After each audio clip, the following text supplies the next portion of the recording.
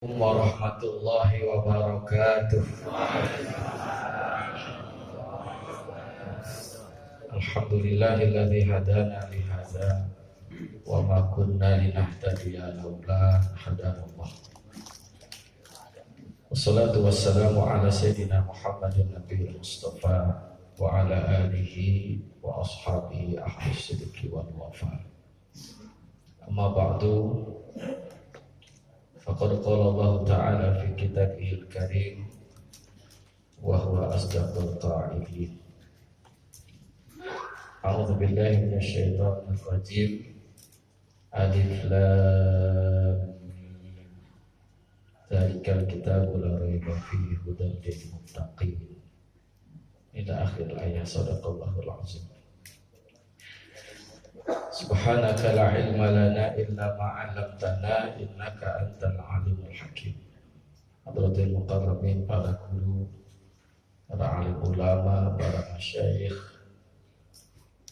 para hadirin jamaah kuliah subuh yang dimuliakan oleh Allah. Wabil khusus yang sama-sama kita muliakan Mu'alim Bapak Haji Muhammad Ali selaku penasehat pembina kuliah subuh kita, yang alhamdulillah beliau masih bisa mendampingi kita, membimbing kita. Kita doakan mudah-mudahan Allah senantiasa berikan kesehatan, afiat, Allah umrohu fi sihatin wa afiat.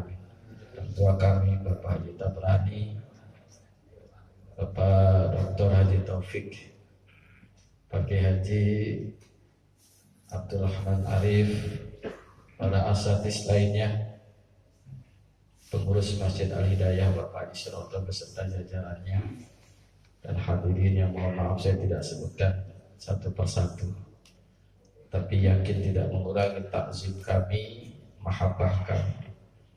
Hadirin sekalian yang dimuliakan oleh Allah Subhanahu wa Ta'ala, kajian kita pada pagi hari ini surah Al-Baqarah. Kalau dengar surah Al-Baqarah itu apa yang terlintas di pikiran kita? Satu, panjang. Karena memang surah ini adalah atwalu suwarin fil Quran, surat yang paling panjang. Yang kedua, surat Al-Baqarah ini adalah Al-Madaniyah, surah yang diturunkan setelah Nabi hijrah. Karena setelah Nabi hijrah banyak berisi mengandung hal-hal yang berkaitan dengan at-tasyri', syariat. Mulai ada istilah hukum-hukum, an-nizam. Mulai ada istilah orang-orang munafik itu pada surah-surah Al-Madaniyah. Yang ketiga, surah ini Al-Baqarah. Kenapa dinamakan surat Al-Baqarah? Dalam tafsir Safwatut Tafasir Syekh Muhammad Ali As-Sabuni, beliau mengutip daripada apa yang disampaikan oleh para ulama. Sumiyat as-suratul al-karimah surat al-Baqarah li dzikra tilkal mu'jizatil bahirah. Dinamakan surah ini surah Al-Baqarah untuk mengingat-ingat mukjizat yang sangat hebat, allati zaharat ala zamani Musa, yang ada pada zaman Nabi Musa Al-Kalim. Salah satu gelarnya Nabi Musa adalah Al-Kalim. Haitsu qutila shakhsun min bani Israila wa lam ya'rifu al-qatil, di mana pada zaman Nabi Musa ada seseorang dari Bani Israel itu terbunuh. Walam ya'rifu al-qatila, dan orang-orang Bani Israel ini tidak mengetahui siapa yang membunuh itu. Fa'aradu al-amra ala Musa la'allahu ya'rifu al-qatil.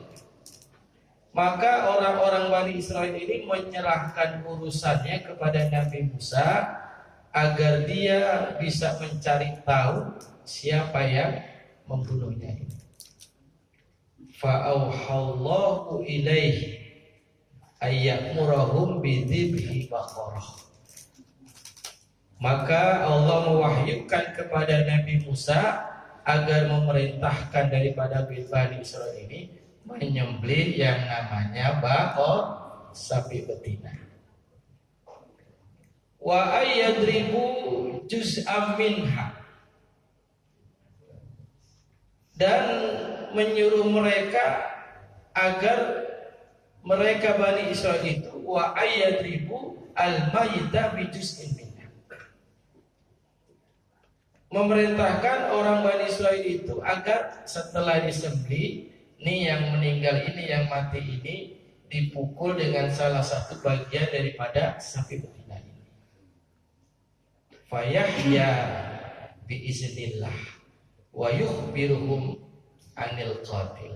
Maka atas izin Allah, yang terbunuh ini itu hidup dan memberitahu siapa yang membunuhnya.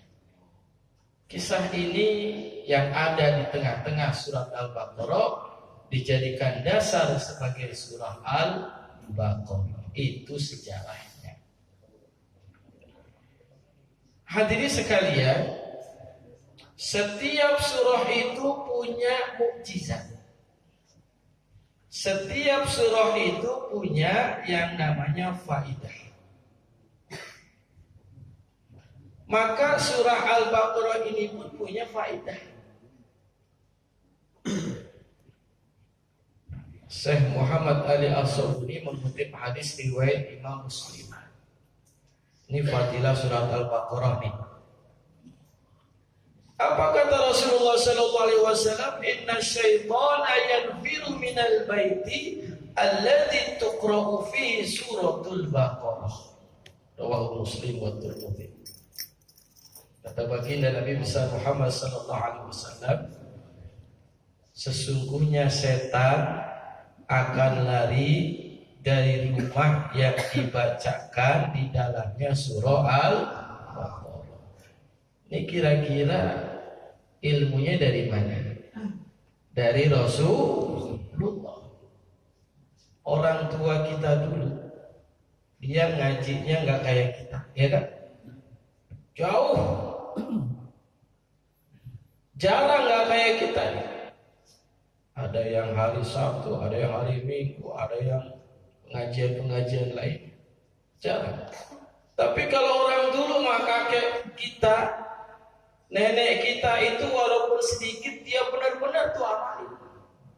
Makanya kalau ada orang pindah pesennya apa? Jangan lupain ke rumah bacain surah Al. Ternyata dalam hadis benar. Kalau kita menempati rumah baru disunahkan, dianjurkan bacakan surah Al-Baqarah. Kenapa? Kata Rasulullah, itu yang namanya setan. Ya, memedihlah iblis jin akan lari dari rumah yang dibacakan surah Al-Baqarah. Berarti kalau sekarang rumah yang banyak memedihnya, banyak jinnya, rumah itu nggak pernah dibacain surat Al. Nggak perlu dah kita pakai jimat-jimat, ya kan? Nggak perlu dah kita pakai nyimpen-nyimpen benda. Katanya biar apa? Biar jin kabur. Na'udzubillah. Bahkan dikutip hadis lain yang juga diriwayatkan oleh Imam Muslim, Iqra'u surat Al-Baqarah fa inna akhdahu barakatun wa tarkaha hasarat. Fa inna akhdaha barakatun wa tarkaha hasaratun. La yastati'uha al-baqarah. Kata Rasulullah, baca kalian surat Al-Baqarah. Kenapa? mengambil surah ini sebagai bacaan itu adalah keberkahan, dan meninggalkan surah ini tidak dibacanya itu kerugian. La yastati'uha al-batalah, tidak akan mampu dapat tembus ke rumah itu al-batalah. Al-batalah ini ya ditafsirkannya itu, diterjemahkannya oleh Syekh Ali As-Sabuni adalah as-saharah, tukang sihir.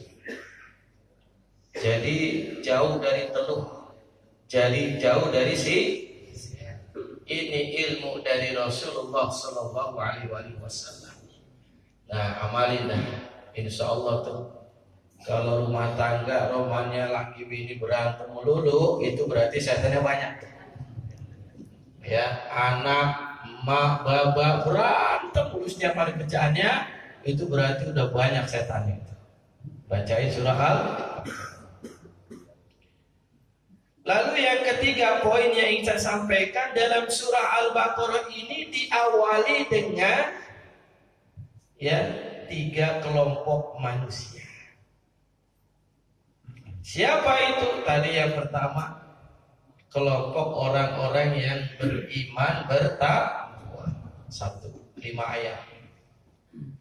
Yang kedua, kelompok orang-orang kafir.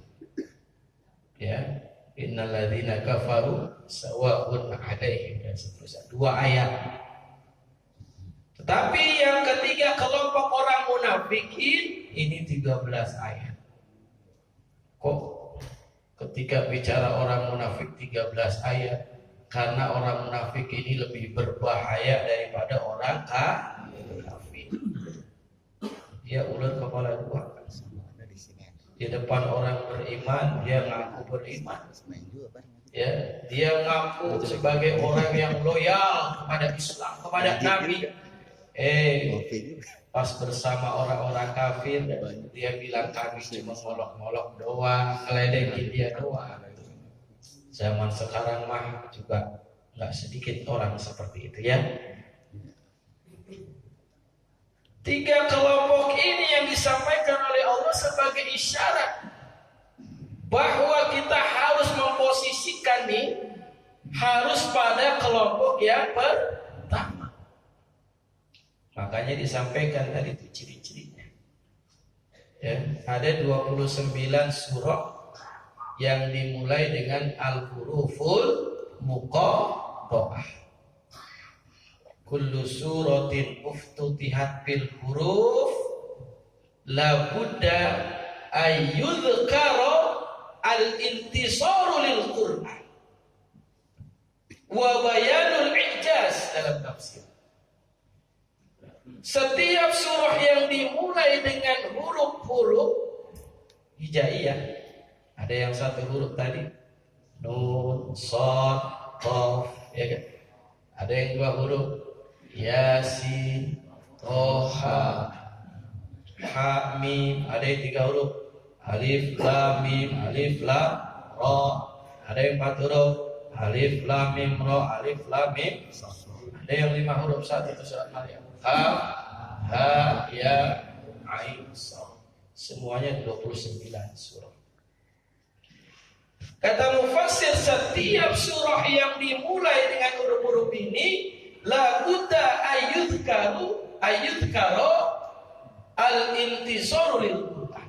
Maka selalu disebutkan setelahnya itu al-intisaru, yaitu pembelaan lil Quran terhadap Al-Quran, wa bayanu al-ijaz, dan penjelasan akan mukjizat Al-Quran.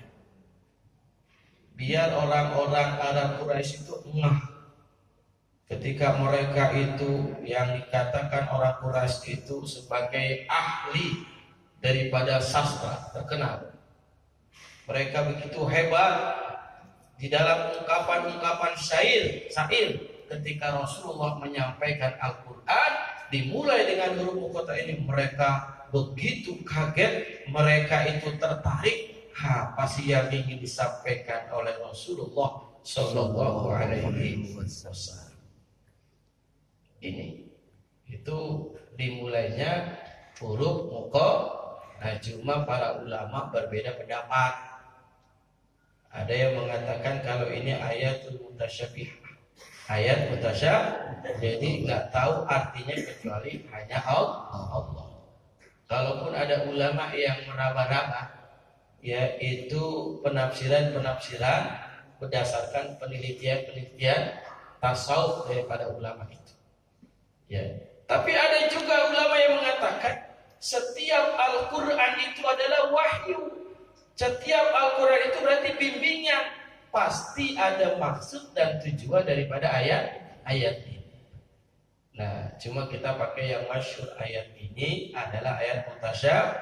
Kita nggak berani dan jauh-jauh mentafsirkan, apalagi tanpa disertai dengan ilmu. Terakhir yang saya sampaikan. Ciri daripada ciri orang yang beriman bertakwa tadi disebutkan pertama adalah yu'minuna bil ghaib. Percaya kepada perkara yang gaib itu ya jangan diartikan jin, ya kan? Bukan itu, tapi yang dimaksud adalah ya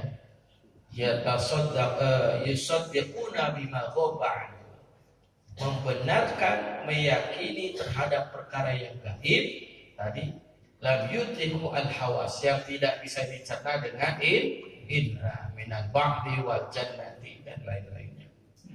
Ya. Lalu ciri yang selanjutnya ini yang saya sampaikan, yakni yu'minuna bil wa yuqimuna sholata wa mimma razaqnahum Ini Ibnu Katsir, beliau mengatakan katsiron ma yuqarrinu baina sholati waz zakat, baina sholati wal infaq minal amwal.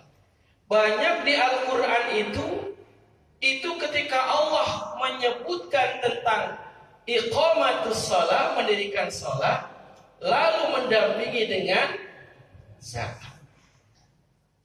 Ibnu Katsir mengatakan li annas sholata haqqullah wa hiya mustamilatun ala tauhidihi wa tamjidihi wa thana'i. Salat itu hak Allah yang mencakup mentauhidkan Allah, memuliakan Allah, mengagungkan Allah. Wal infaqu al ihsanu lil makhluqin haqqul abdi, itu haknya hamba. Hebatnya bahwa ciri orang yang muttaqin bukan saja dia memiliki kesalehan kepada Allah, hablum minallah, tapi harus diiringi dengan kesalehan terhadap sesama manusia. Tidak cukup beriman kepada Allah tanpa adanya pengamalan berbuat baik kepada sesama manusia. Nah, ini pelajaran yang ingin saya sampaikan kaitannya sebagai tambahan kajian surah Al-Baqarah sampai dengan Nah, yang lain sudah disampaikan tadi ya. Poin-poin ini mudah-mudahan menambah wawasannya. Ada waktu dan jualah ya, saya sampaikan ya permohonan maaf. Ini yang bisa saya sampaikan. Hadanallahu wa iyyakum ajma'in. Billahi taufiq wal hidayah wa ridha wal inayah. Assalamualaikum warahmatullahi wabarakatuh.